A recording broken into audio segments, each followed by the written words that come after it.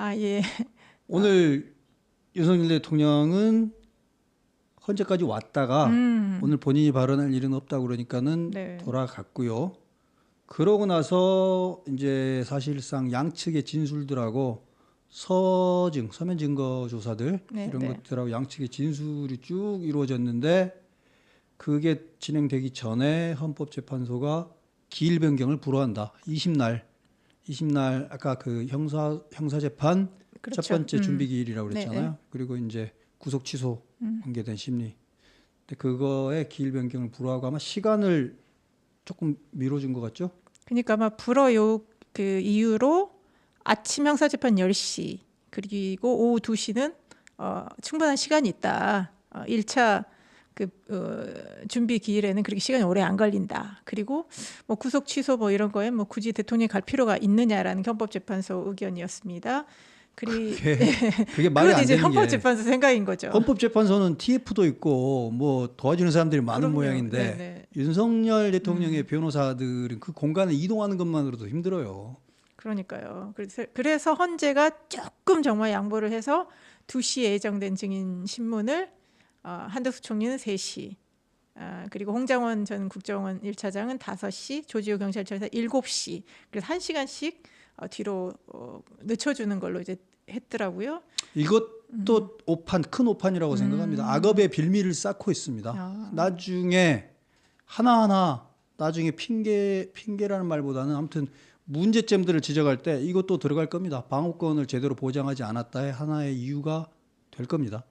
그리고 이제 헌재가 기일 연기를 안 해준 또 두 번째 이유도 좀 옹상한 게 내일 증인들이 다 대통령 측 증인이다. 대통령이 증인들 다 불러놓고 날짜 다 맞췄는데 대통령 측에서 기일을 변경해달라고 하면 어떡하냐라고 하는 거예요. 근데 아니 그 증인들한테 다시 얘기하면 되는 거죠. 그리고 그렇죠. 특히 이제 조지호 경찰청장 같은 경우는 본인이 나오지 않겠다고 하는 거를 헌재가 강제 구인을 하겠다고 했는데 거기서 또 기일을 변경할 수 없다. 또 이런 논리인 것 같습니다. 그래서 뭐 크게 그렇게 이걸 변경하는 것이 뭐 정말 변경 불가한 뭐 그런 것도 아닌 것 같은데 어쨌든 헌재는 그렇게 하면서 내일 진행할 계획으로 있는 것 같습니다. 그래서 오늘은 이제 증인 신문이 없는 날이었지 않습니까? 그래서 양측이 얘기를 했는데 대통령 측 변호인들이 자리를 박차고 나갔습니다. 도대체 무슨 얘기가 있었길래 나갔죠? 네.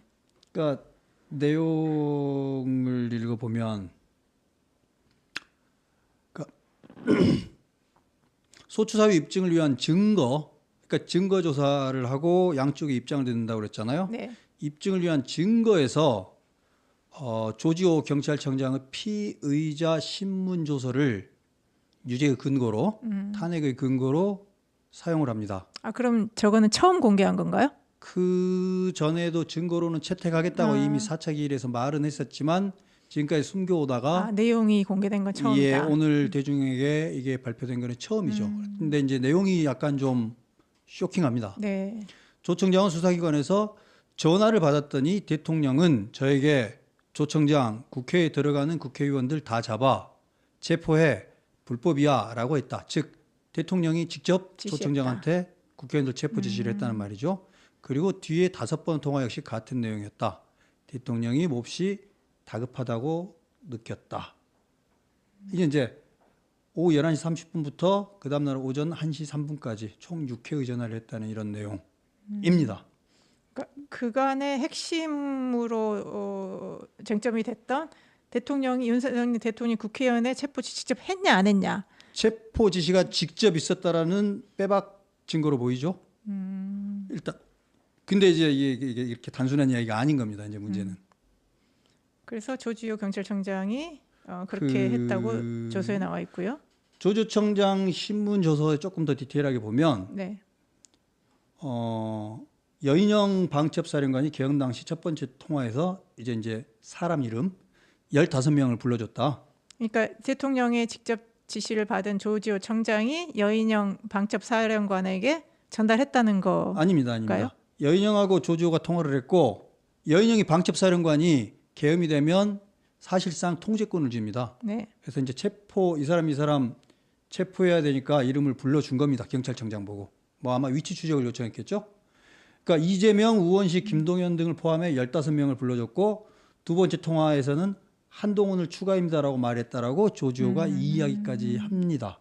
이제 이 명단이 홍장원 명단하고 그대로 같은지는 잘 모르겠는데 어찌됐건 일부 겹치는 부분이 있고 여인영으로부터 받았다는 것도 공통점이죠.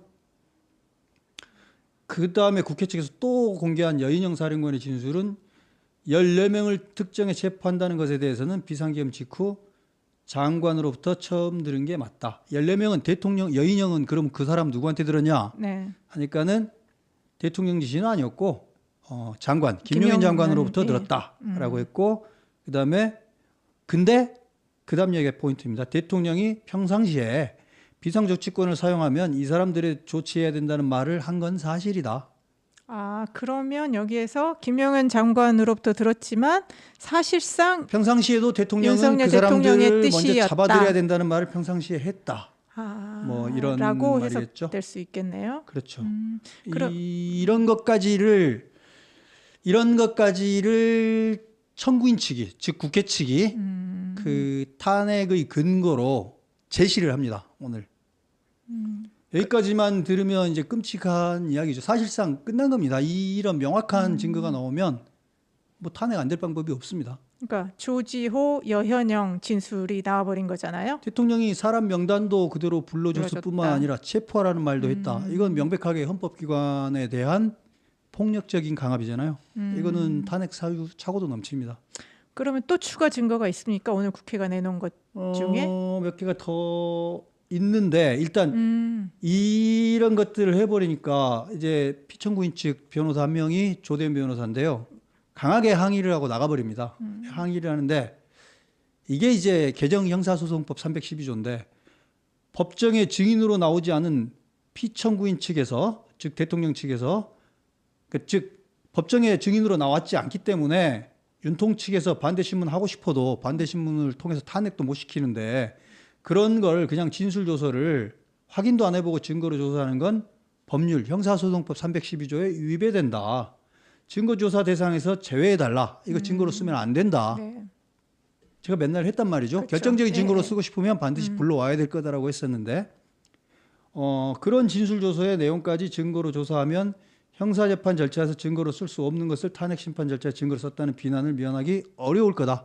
형사소송법적 기본 절차를 지키지 않았다는 비판을 받을 수밖에 없다라고 말을 하고는 나가버립니다. 그러니까 윤석열 대통령 측은 계속 저 주장을 해왔지 않습니까? 네. 문영배 권한대행은 근데 뭐 이미 재판부의 증거 채택 결정은 이미 4차 기일에 이루어졌다. 그때도 보면 여인영 발언 뒤엔가 이진우 발언 뒤엔가 그거 증거 채택을 바로 하고 네. 넘어가 버립니다. 네.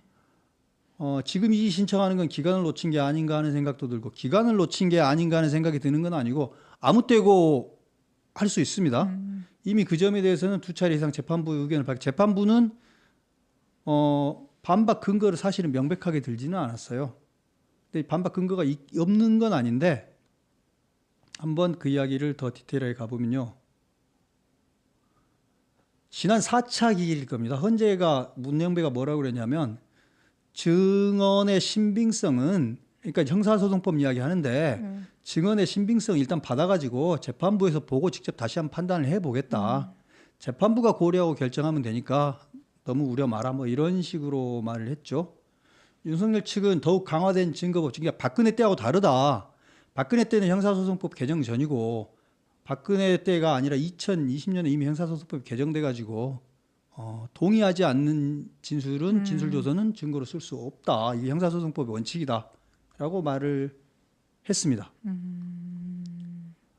근데 문영배 측은 이제 헌법재판소법 40조 헌법재판의 본질에 반하지 않는 범위 내에서라는 조항을 들이대요. 근데 헌법재판의 본질에 반하지 않는 범위가 무슨 말일까요? 형사소송법적인 원칙을 어긋나도 된다는 말일까요? 전 저 부분은 도저히 저는 수긍이 안 되는 부분인데 아무튼 간에 저런 이유로 쓴다고 합니다.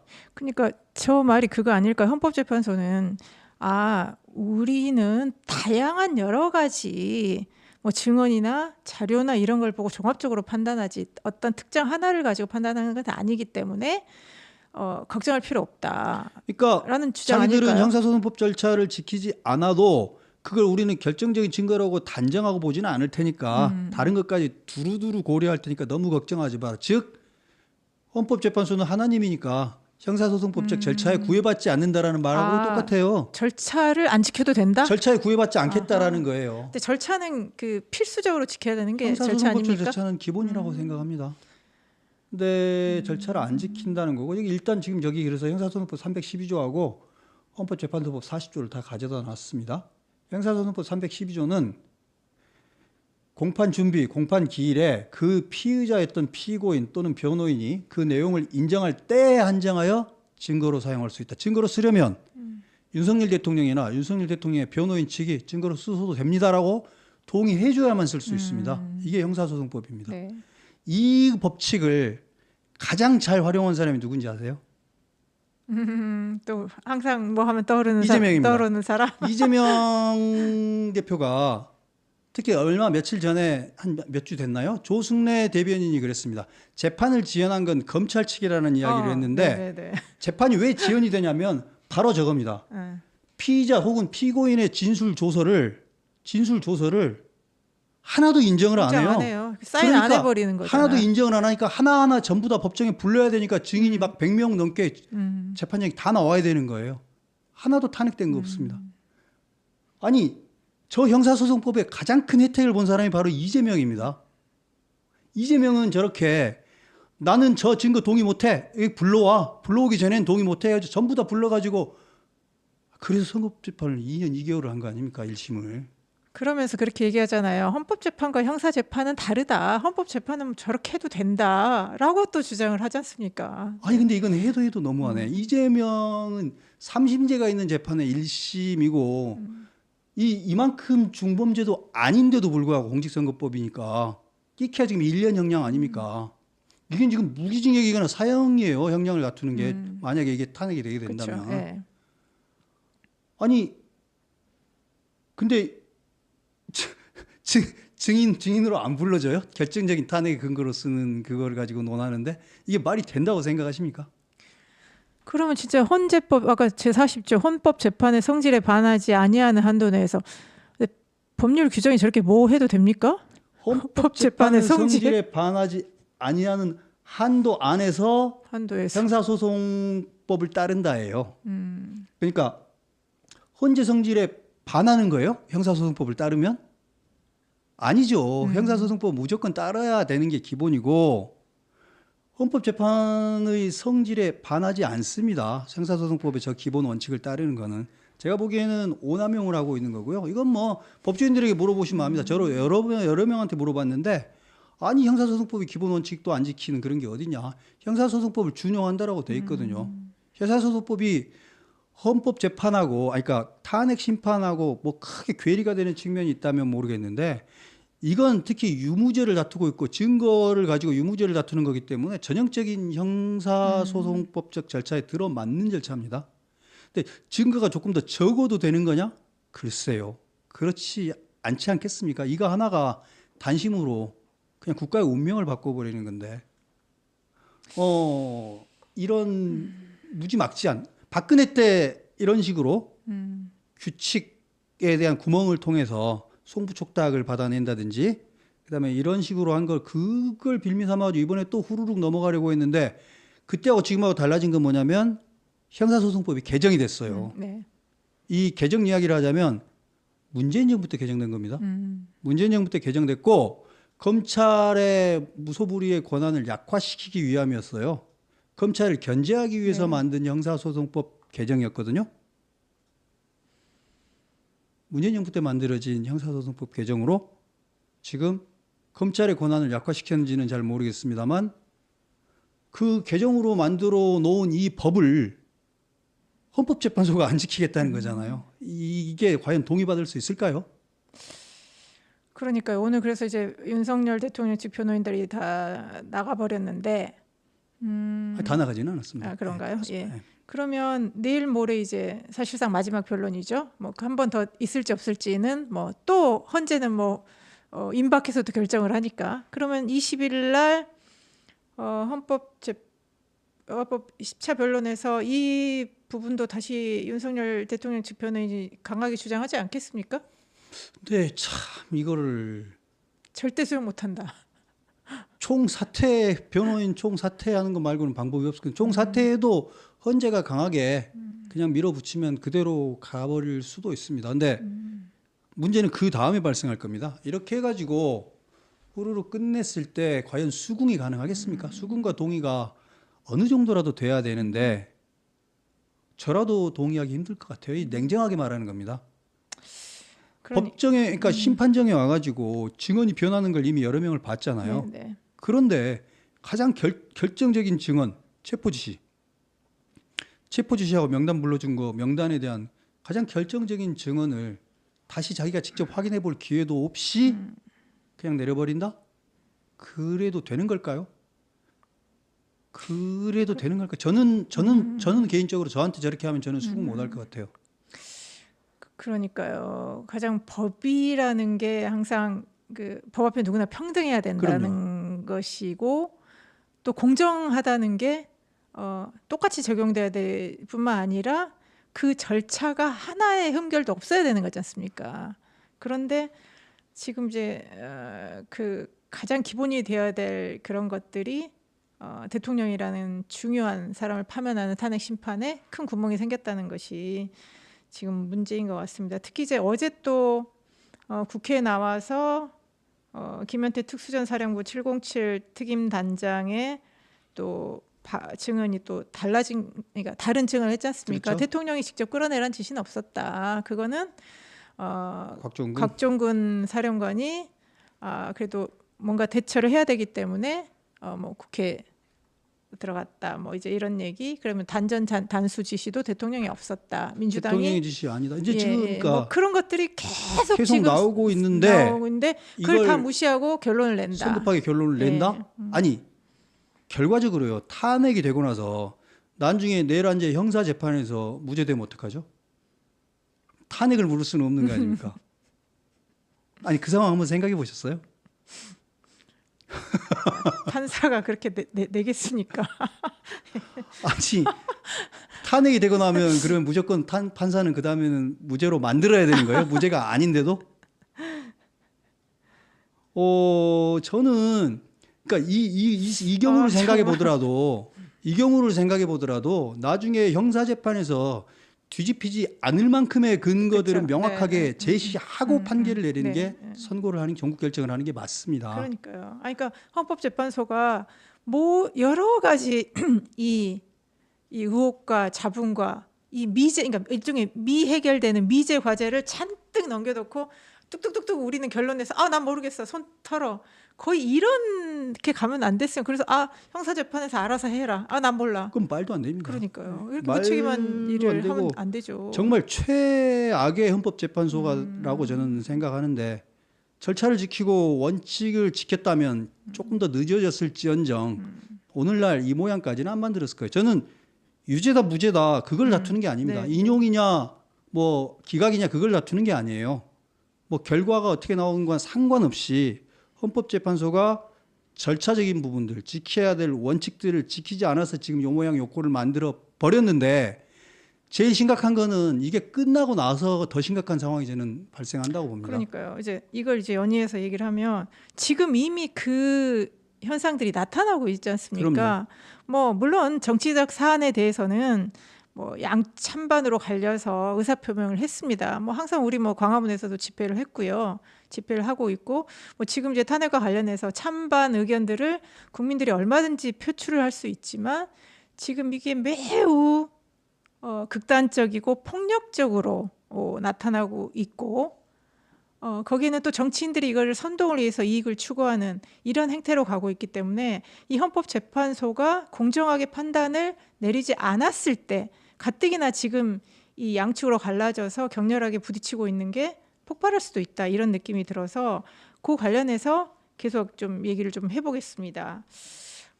지난주 잠깐 마무리를 짓고 죄송합니다. 마무리를 조금 지어보자면 그리고 다음 주 20일에 변론이 끝나진 않겠죠? 한 번 더 하겠죠? 왜냐하면 증인 신문이 뭐 7시 넘어서까지 끝나면. 그렇겠죠. 네. 일단은 20날 그날 증인 신문이 끝나고 나서 마지막 최후 진술까지를 다 하는 거는 과한 것 같고, 모르겠어요. 저는 그 안에 뭔가 일들이 더 있을 것 같다는 느낌이 드는데, 아마도 크게 무리가 되지 않는다면 한두 번 정도의 기회를 아마 더 잡는 수밖에 없을 겁니다. 안 그러면 도저히 지금 현재 이미 거의 뭐 내전 상태 가까이 가고 있는 것 같은데, 내전을 만든 건 헌재도 상당히 큰 책임이 있습니다. 내전 비슷한 상황을 만든 건. 이 상황 헌재가 지금 그대로 가면 못 견딘다고 봅니다. 그래서 일단은 당장 결론나기 힘들 것 같고요. 저는 헌재가 이 상황을 벗어나는 길, 이런 사실은 뭐 이미 벗어날 길은 없는데 어차피 책임론은 갈 수밖에 없고, 근데 그나마 혼란을 최소화하는 길은 윤석열 대통령 이번 목요일 기일이 끝나고 나서든지 전이든지 간에 그 다음 날이든지 간에 그 각종 탄핵 심판과 권한쟁의들 있잖아요. 네. 그런 것들의 예상 일정들을 좀 발표를 한다. 네. 그리고 그 이유를 보여준다. 그리고 대통령 탄핵 심판과 관계된 거는 좀 합리적으로 생각해서 기일이 몇 번 정도가 더 필요하다면 최대한 방어권을 더 인정해 주는 듯한 뉘앙스라도 좀 취해라. 제가 반복해서 말씀드렸지만 결정적인 탄핵의 근거로 사용하고 싶은 그런 사람들은 반드시 불러서 확인하고 또 확인해라. 그렇게 한다고 해도 한두 주 더 걸린다고 해도 나라에 큰 병고 생기는 거 아니다. 그걸 하지 않고 넘어갔을 때는 영원히 치유되기 힘든 큰 상처가 이 나라에 날 수도 있다. 이런 말씀을 드립니다. 한 두 주, 제가 보기에는 네. 길면 두 주겠죠. 두 주, 세 주가 될 수도 있는데 그 정도를 만약에 더 방어권 차원에서 해준다고 해서 나라에 큰 병고가 생기나요? 저는 그렇다고 생각하지 않습니다.